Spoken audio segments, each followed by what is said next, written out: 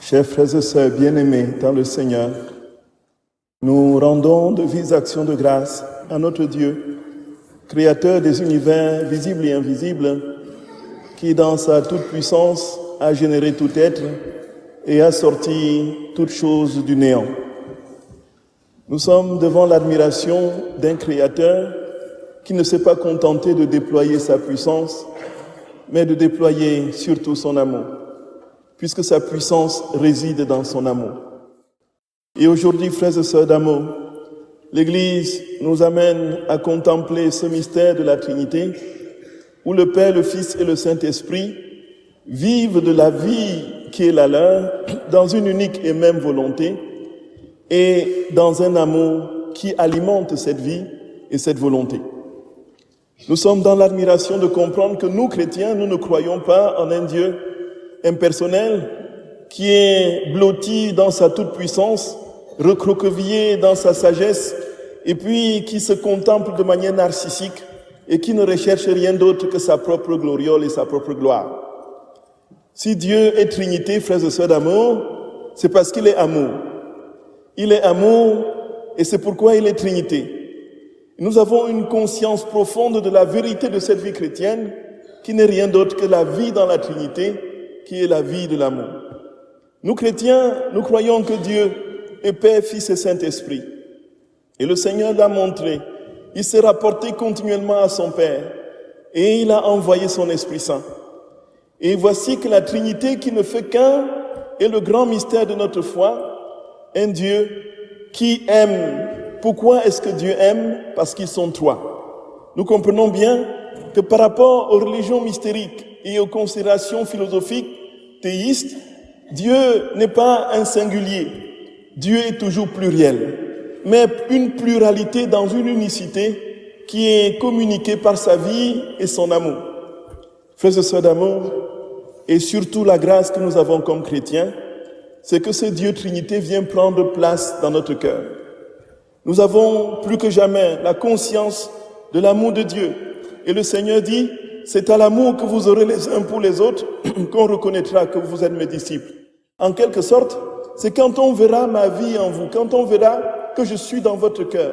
Si je suis dans votre cœur, et puisque je ne suis qu'amour, je ne peux rien faire d'autre que de me déployer en amour. Tout ce que vous ferez sera amour. Tout ce que vous direz sera amour. Tout ce que vous penserez sera amour. Tout ce que vous poserez comme acte sera amour.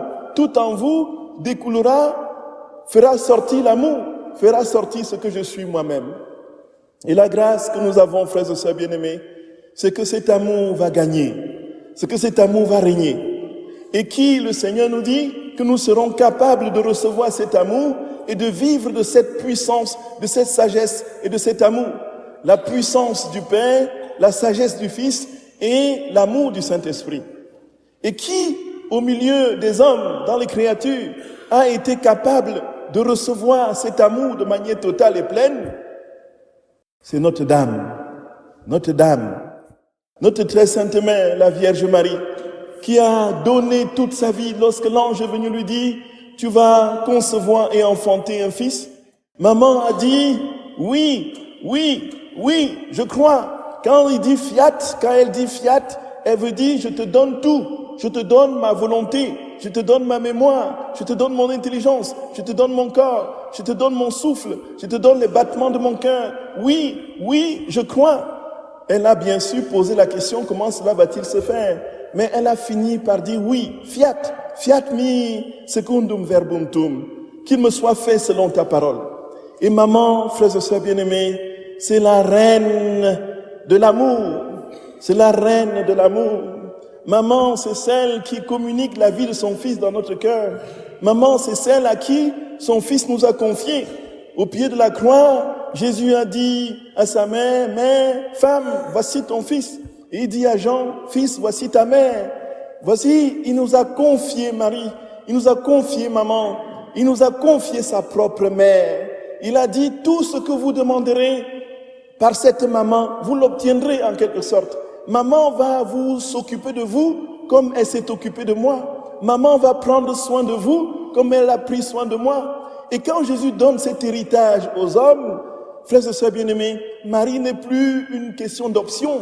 Marie, devient une nécessité. Et il s'ensuit que lorsque nous nous blottissons dans le manteau de cette maman, nous avons une grâce immense, immense et inouïe. Et aujourd'hui, frères et sœurs d'amour, dans notre communauté de paroisse, nous avons eu la grâce, lorsque cette paroisse a été réunie, les deux villages, que maman, que le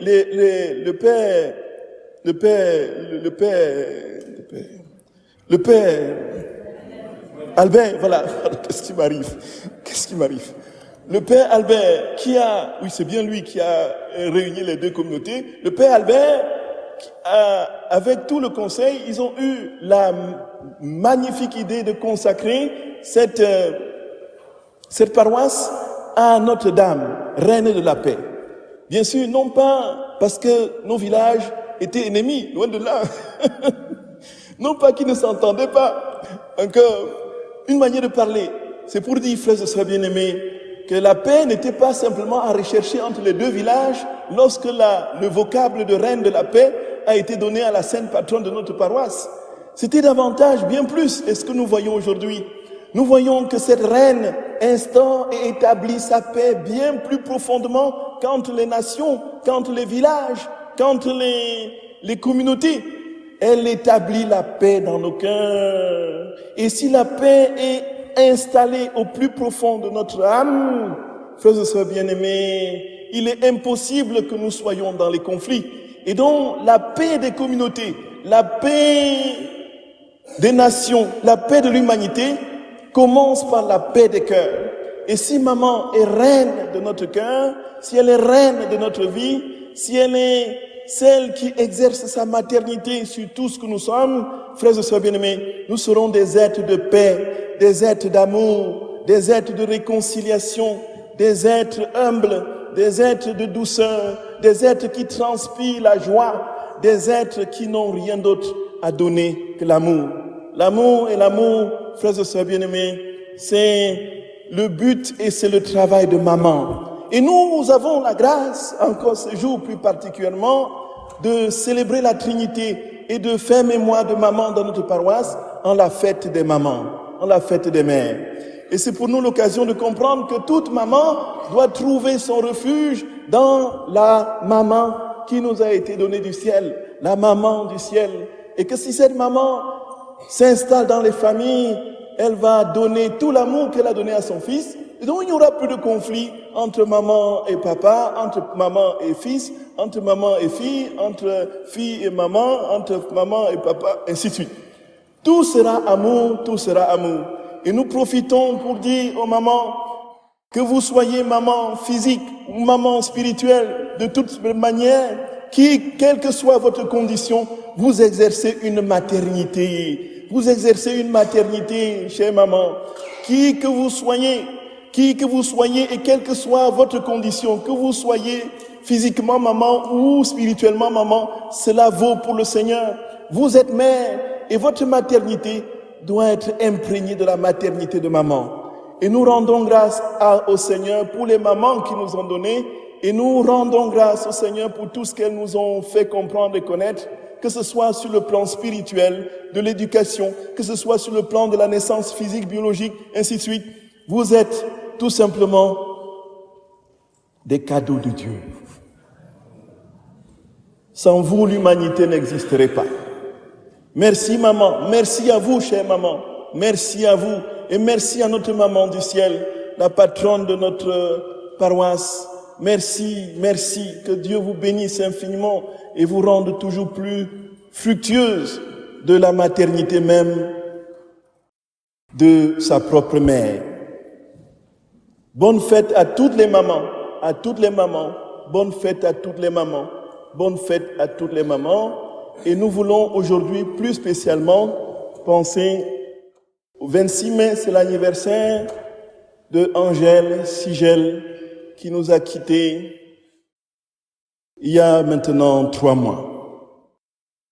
Et frères et sœurs bien-aimés, que Jésus l'accueille dans sa paix et que en cette fête des mamans, elle continue comme elle savait être maman, qu'elle continue à exercer sa maternité sur tous ceux qu'elle a côtoyés et sur ses enfants en particulier, en premier, et puis naturellement sur tous ceux qu'elle a aidés autour d'elle. C'est pour nous un souvenir mémorable de l'avoir eue comme fille de cette communauté de paroisse. Voilà, bonne fête maman, je ne sais plus quoi dire, que Dieu vous bénisse. Oui Seigneur, nous te rendons grâce et te bénissons pour ta maman du ciel et pour l'empire qu'elle exerce sur notre communauté. Nous te supplions humblement, donne-nous la grâce d'être une communauté d'amour Seigneur, nous t'en supplions.